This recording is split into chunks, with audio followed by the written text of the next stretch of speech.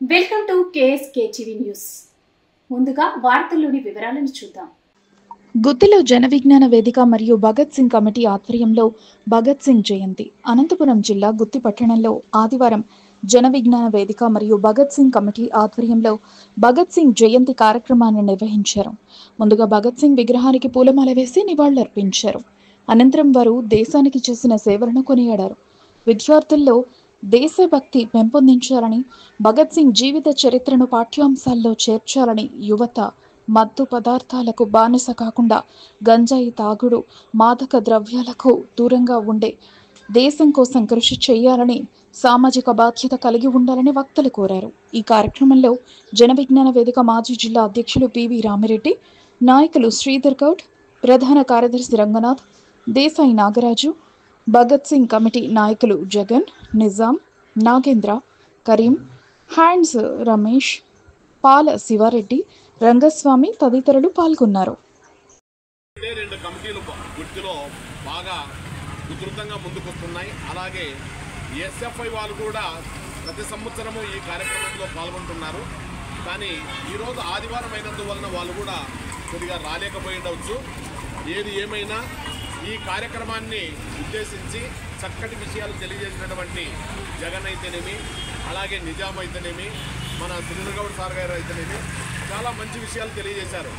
Bhagat Singh committee ఏర్పాటు చేసినప్పుడు అందరూ ఈ ప్రాంతాన్నంతా కూడా సస్యశ్యామలంగా తీర్చిదిద్దాలని మాట్లాడుకోవడం కూడా జరిగింది. కానీ అది రూపుదిద్దుకోలేకపోవడానికి అనేక కారణాలు ఉండవచ్చు. ఈ కారణాలు ఎన్నున్నా కానీ భవిష్యత్తు తరానికి మనము ఆదర్శంగా ఉండాలా. మన గుత్తి ప్రాంతంలో ఉన్నటువంటి అనేక గ్రామాల నుంచి ఇక్కడ విచ్చేస్తున్నారు. ఇక్కడ గుత్తి కోట అనేది ఒకటి ఉంది, మన శత్రు దుర్భేద్యమైనటువంటి కోట ఉంది. అలాగే మనకు ఎన్నో మాన్మెంట్స్ ఉన్నాయి. ఇక్కడే పక్కన సర్ థామస్ మన్రో గారి యొక్క ఆనాడు కలెక్టర్గా పనిచేసినటువంటి సర్ థామస్ మన్రో గారి యొక్క విధి విధానాలు నిర్వహించినటువంటి భాగం కూడా ఇక్కడే ఉంది. భగత్ సింగ్ ఏం చేసినాడు అనే విషయాన్ని చాలా చక్కగా శ్రీధర్ గౌడ్ గారు, అలాగే జగన్ గారు, నిజాం గారు చెప్పినారు. మరి ముఖ్యంగా ఈనాడు దేశభక్తి అనేది పూర్తిగా అంతరించిపోతూ ఉంది. దాన్ని ప్రభుత్వము ఒక పాఠశాలలో ఉన్నటువంటి సిలబస్లో ఈ దేశం కోసము పాటుపడినటువంటి ఏ నాయకులైతే ఉన్నారో వారు అందరినీ కూడా తీసుకొని దేశం కోసం ప్రాణాలు అర్పించిన వారిని మొదటి చాప్టర్లో తీసుకొని ఎప్పుడైతే సిలబస్లో చేరుస్తామో అప్పుడే పిల్లలలోన క్రమశిక్షణ, దేశభక్తి వస్తుంది. లేదనుకో పాన్ పరాకులు తినడము, డ్రగ్స్కి అలవాటు పడడము, మారక ద్రవ్యాలకు అలవాటు పడడము, డ్రింక్స్కి అలవాటు పడడము, మత్తు సేవియాలకు అలవాటు పడడము, ఇలాంటివన్నీ వైదొలిగించాలంటే తరగతి గదిలోనే ఖచ్చితంగా విద్యార్థిని అక్కడి నుంచే దేశభక్తిని పెంపొందించే విధంగా ప్రభుత్వము తమ వంతుగా కృషి చేస్తే బాగుంటుందనే విషయాన్ని కూడా ఈ సందర్భంగా తెలియజేసుకుంటున్నాము. మరి ముఖ్యంగా నానాటికి కూడా ఎవరైతే సేవలు అందించినారో ఆనాడు మనము విదేశీయుల పరిపాలనలో ఉన్నప్పుడు తన కోసం ఇప్పుడు వచ్చే బంధువులు కూడా ఎట్లాంటి వాళ్ళు వస్తున్నారని అంటే, మా ఇంటికి వస్తే మాకేం చేస్తాం, మీ ఇంటికి వస్తే మాకేం ఇస్తామనే బంధుగణం ఉన్నారు. మిత్రులు కూడా అలాంటి వాళ్ళే ఉన్నారు. కానీ స్వచ్ఛందంగా ఆ రోజుల్లో దేశ సేవ కోసం అంకితమైనటువంటి ఎంతోమంది ఉరికొయ్యలను ముద్దాడినారు. అలాంటి వ్యక్తులలో భగత్ సింగ్, రాజ్గురు, సుఖదేవ్. భగత్ సింగ్ మరణించిన తర్వాత రేపటి దినము ఉరిశిక్ష విధిస్తామని చెప్పినటువంటి బ్రిటిష్ వాళ్ళు ఆ ముష్కరులు ఏం చేసినారంటే ముందు రోజే అతన్ని హత్య చేసి ఆ తర్వాత అతని శవాన్ని కూడా కనబడుకోకుండా ముక్కలు ముక్కలుగా చేసి సముద్రంలో చేపలకు పారేయడం జరిగింది.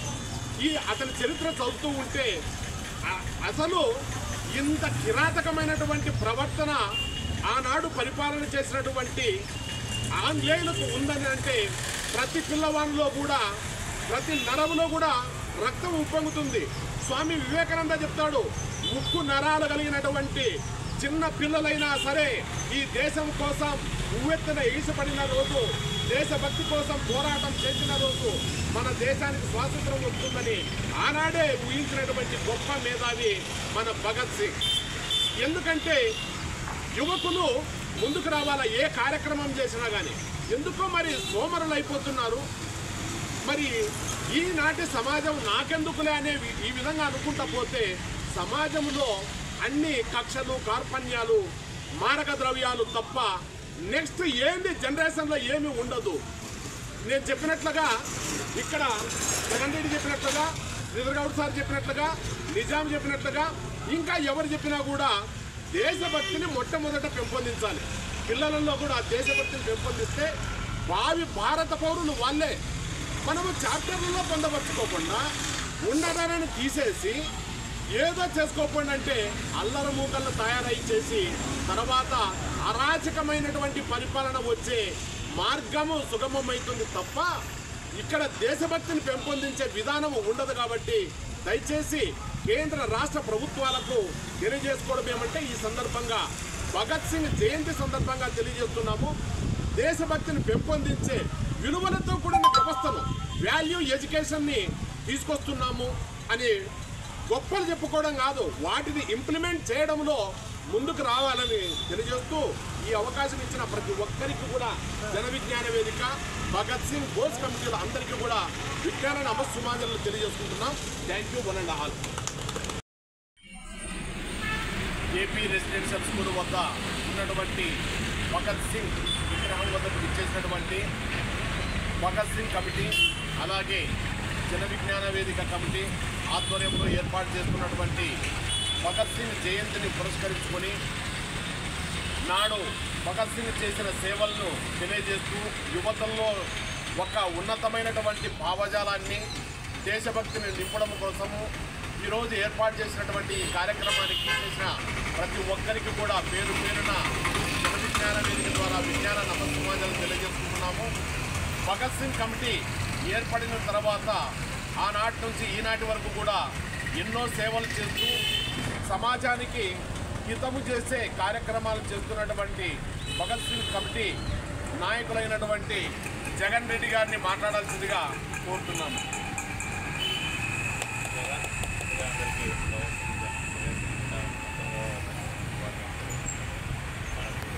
పట్టణంలో భగత్ సింగ్ సుభాష్ చంద్రబోస్ 2007 భగత్ సింగ్ జయంతి సందర్భంగా ఆనాడు మనం ఏర్పాటు చేసుకున్నాం. భగత్ సింగ్ ఇక్కడ స్టాచ్యూ పెట్టి కూడా దాదాపు 4 సంవత్సరాలు పూర్తయింది. అందరికీ తెలుసు భగత్ సింగ్ కేవలం 23 సంవత్సరాలు మాత్రమే జీవించిన ఒక వ్యక్తి. ఆ వ్యక్తి గురించి ఆయన జన్మించిన తర్వాత ఆయన కూడా మనం చేసుకుంటున్నాం. కాబట్టి అటువంటి జీవితం ఆయన ఇన్ని సంవత్సరాలు కేవలం 23 సంవత్సరాలే ఆయన జీవించినప్పటికీ ఇన్ని సంవత్సరాల తర్వాత కూడా ఆయన్ని కొనియాడుతున్నామంటే ఆయన నాకు ఆదర్శంగా ఆయన జీవితం ఏర్పడిన ముఖ్యంగా స్వతంత్రం అంటే ఏదో బ్రిటిష్ వాళ్ళని నిలబెట్టడం కాదు, పేద దళిత తేడా లేని ఒక సమాజం అంటే ఒక వ్యక్తి దోపిడీ లేని ఒక వ్యక్తి ఇంకొక వ్యక్తి దోపిడీ చేయలేని ఒక వ్యవస్థని ఏర్పాటు చేసుకున్నప్పుడే దానికి నిజమైన ఉంటుందని చెప్పేసి సమాజం రావాలని చెప్పేసి ఆ సమాజానికి ఏర్పాటే అంతిమ లక్ష్యం కావాలని చెప్పేసి ఆ సమాజం లక్ష్యంలో బ్రిటిష్ వాళ్ళని వెళ్ళగొట్టడం ఒక కార్యక్రమం మాత్రమే వాళ్ళని వెళ్ళగొట్టిన తర్వాత కూడా మన పోరాటం కొనసాగుతుందని చెప్పేసి అలాగే తెలియజేశారు. కాబట్టి ఆ నినాదమే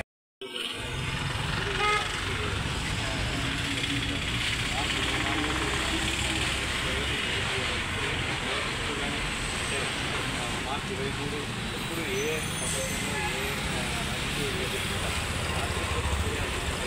అభివృద్ధి కేవలం రాత్రి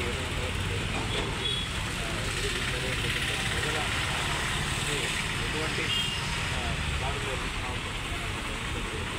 భగత్ సింగ్ ఇంతవరకు బతుకున్న భగత్ సింగ్ చూశారు. చనిపోయిన భగత్ సింగ్ బతుకున్న భగత్ సింగ్ అంటే చాలా ఎందుకంటే ఏదైతే మనం సాధించామో ఆ హక్కులన్నింటినీ కూడా ఈరోజు సాగుతున్నాయి. హక్కులు వెళ్ళి ఆయన అనుకున్న సిద్ధాంతం ఆయన ఏదైతే సిద్ధాంతాన్ని కట్టుబడి పనిచేస్తుంది ఆయన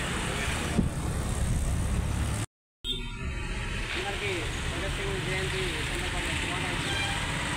ఈరోజు మనం ఏదైతే అనుభవిస్తున్నామో ఈ సందర్భాలు 3 పూట అన్నం స్థాయిలో ఉన్నాము అనేది మనం గమనించుకోవాలి. స్వతంత్రం రావడానికి చాలామంది నాయకులు తమ ప్రాణాలను అర్పిస్తే అతి చిన్న వయసులోనే దేశం కోసం ప్రాణాలు అర్పించినటువంటి నాయకులు ఎవరైనా ఉన్నారు అంటే అది భగత్ సింగ్. మనం ఈరోజు మనం పుట్టినటువంటి గర్వకారణంగా తెలియజేస్తున్నాం.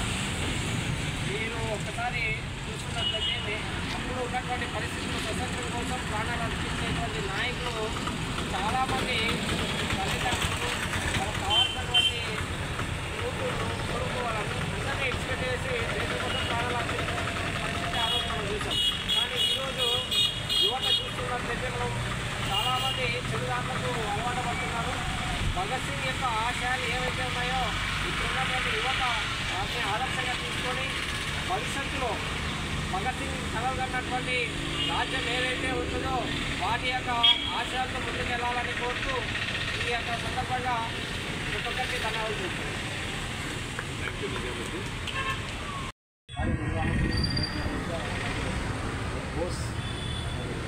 కమిటీ సభ్యులకు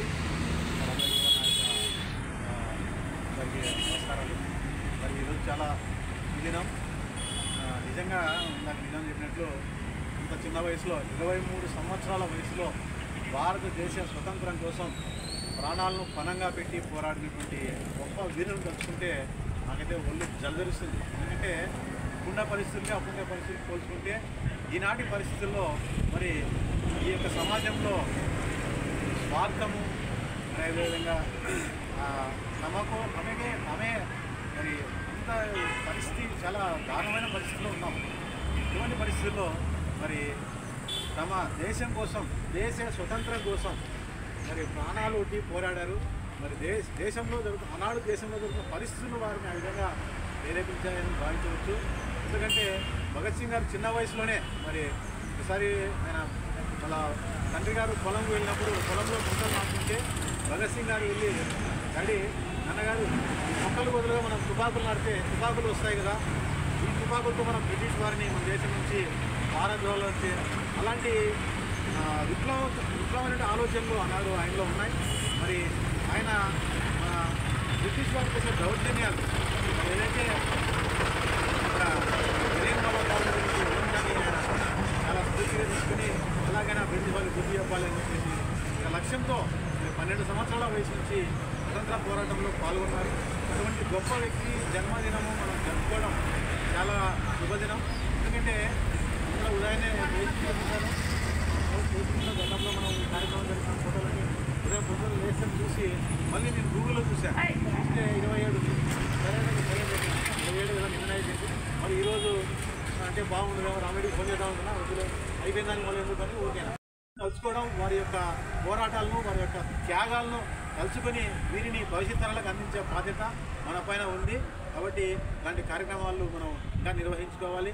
మన విద్యార్థులు ముఖ్యంగా ఈ విషయాలు మన విద్యార్థుల్లోనే చైతన్యం తీసుకువెళ్ళాలి. ఎందుకంటే ప్రజల్లో అయితే చైతన్యం అయితే మనం ఏం చేసినా వచ్చే పరిస్థితి లేదు. వచ్చే పరిస్థితులు కనీసం విద్యార్థులకైనా ఎందుకంటే ముఖ్యంగా భగత్ సింగ్ యొక్క జీవిత చరిత్రను పాఠ్యాంశాల్లో పొందుపరచాలి. గతంలో ఉండేది మధ్యకాలంలో ఏ పాఠ్యాంశం చూసినా కూడా భగత్ సింగ్ ఈ పాఠ్యాంశం చూసినా కూడా మహాత్మా గాంధీ, నెహ్రూ, జవహర్లాల్ నెహ్రూ, పటేల్ వీళ్ళే ఉన్నాయి. కానీ ఇలాంటి ప్రాణత్యాగం చేసినటువంటి గొప్ప వ్యక్తుల యొక్క సుభాష్ చంద్రబోస్, భగత్ సింగ్ అయితే చాలామంది ఉన్నారు, అల్లూరి సీతారామరాజు, వీరి యొక్క అంటే వీరి ఈ పోరాటాలు ఈ త్యాగాల ఫలితంగానే మీరు ఆనాడు స్వతంత్ర ఉద్యమం ఊపందుకుని చెప్పేసి భావించవచ్చు. మరి కాబట్టి భగత్ సింగ్ గారి యొక్క మరొక విషయం అంటే నేను చెప్పదలుచుకున్నది మరి ఆయన చనిపోయిన తర్వాత ఆయన యొక్క పార్థివ దేహాన్ని కూడా ప్రజలకు ఎప్పుడో తీసుకెళ్ళి వారు దాన్ని గ్రహణం చేయడం జరిగింది. ఎందుకంటే ఆయన మరి బాడీని చూస్తే ప్రజల్లో మరి వ్యతిరేకత ఆందోళన ఇలా పెరిగిపోయాయి. కాబట్టి అటువంటి అంటే ఆయన బతుకున్నప్పుడు బ్రిటిష్ వాళ్ళని యొక్క గడియాలాంటినాడు, చనిపోయిన తర్వాత కూడా ఆయన బ్రిటిష్ వారి గుండెల్లో నిలిచేటువంటి గొప్ప వ్యక్తి జన్మదినాన్ని ఈరోజు మనం ఈ విధంగా జరుపుకోవడం మంచిది. కాబట్టి ఈ కార్యక్రమం నిర్వహించిన కార్యనిర్వాహకులకు ప్రతి ఒక్కరికి ఇక్కడ వచ్చిన ప్రతి ఒక్కరికి నేను పేరు పేరున ధన్యవాదాలు తెలుసుకుంటూ భవిష్యత్తులో ఇలాంటి కార్యక్రమం అంతా నిర్వహించడానికి కోరుతూ నాకు అవకాశం ఇచ్చినటువంటి నిర్వాహకులకు మరొకసారి నేను హృదయపూర్వకంగా ధన్యవాదాలు.